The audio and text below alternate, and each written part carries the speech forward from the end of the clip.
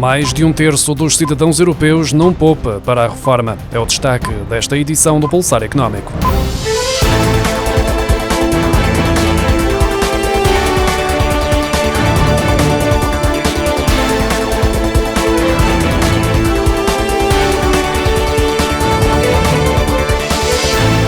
O inquérito realizado junto de 16.700 cidadãos europeus de 16 países mostra que 38% não realizam poupanças para a reforma. A diferença entre o número dos que efetivamente poupam para essa fase da vida e os que não o fazem alterou-se ligeiramente face ao primeiro inquérito realizado em 2019 pela Insurance Europe, o qual indicava, com base numa amostra mais pequena, que o contingente dos que não poupavam correspondia a 42%. O Pension Priorities in Europe, novo relatório da Federação Europeia de Associações de Seguros, que sumariza resultados do inquérito realizado entre julho e agosto de 2021, apresenta, desde logo, a conclusão que 38% não poupam, dos quais 30% dizem não ter rendimento suficiente. Há ainda 55% dos que não poupam que equacionam fazê-lo ou precisam de mais informação.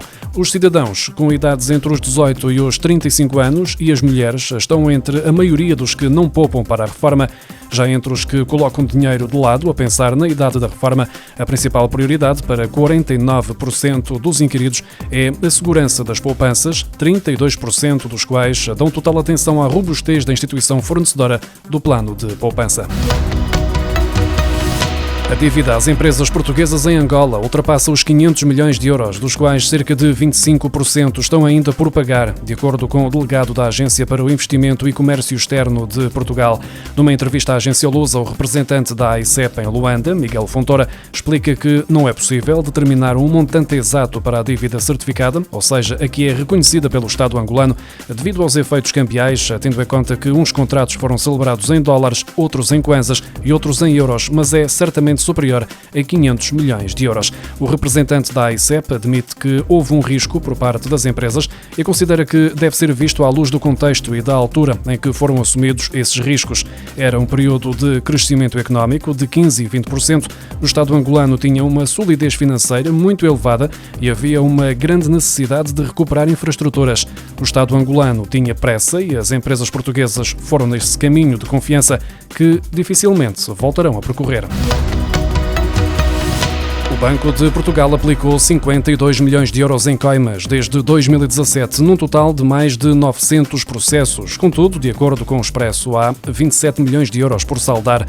Dos 52 milhões de euros aplicados em coimas desde 2017, 14 milhões de euros foram suspensos na sua execução, sendo que apenas 38 milhões de euros são coimas efetivas, mas dos quais apenas 11 milhões de euros foram pagos. Ficam assim por saldar 27 milhões de euros. O maior montante em dívida diz respeito a Ricardo Salgado. O ex-banqueiro do Banco Espírito Santo deve 3 milhões e 700 mil euros ao Banco de Portugal, mas este valor poderá subir para 8 milhões de euros pelos processos ainda por concluir.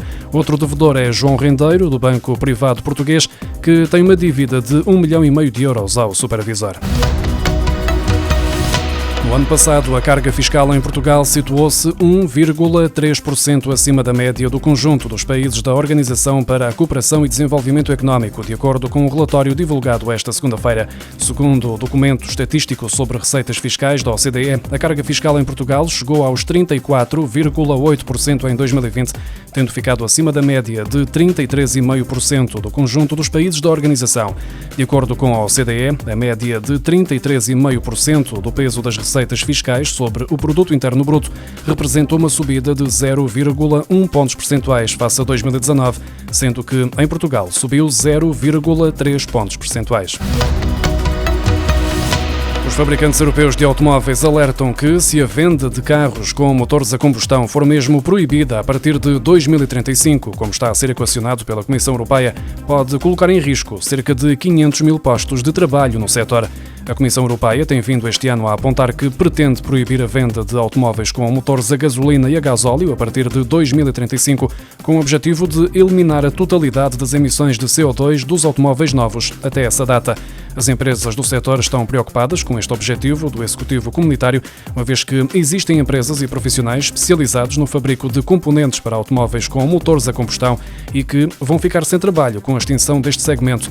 Por outro lado, um estudo recente da PwC mostrou que podem vir a ser criados ou reconvertidos 226 mil postos de trabalho no fabrico de peças para automóveis elétricos, o que reduziria as perdas de postos de trabalho para cerca de 275 mil durante as próximas décadas.